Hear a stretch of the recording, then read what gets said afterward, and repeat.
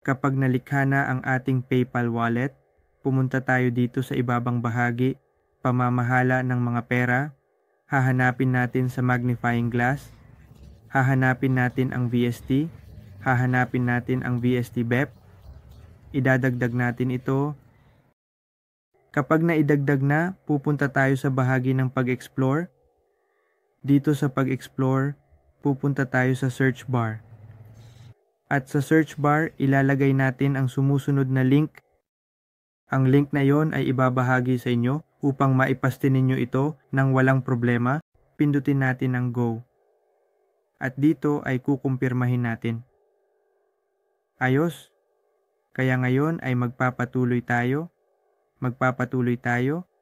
Bibigyan natin ng access gamit ang wallet. Pupunta tayo sa sinasabi na lahat ng wallets at hahanapin ang ating wallet na PayPal. Pindutin ang PayPal at pupunta tayo dito sa dilaw na button.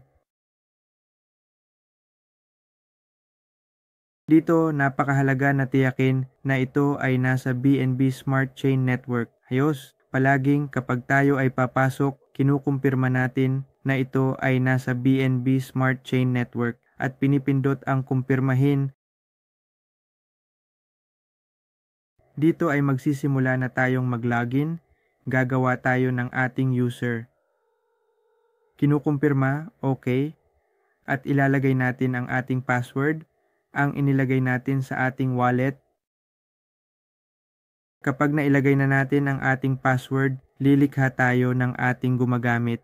Kapag mayroon na tayong nilikhang gumagamit, pupunta tayo sa option kung saan nakasulat ang referral code at ilalagay ang code ng ating sponsor. Handa na, kaya't pindutin natin ang see up.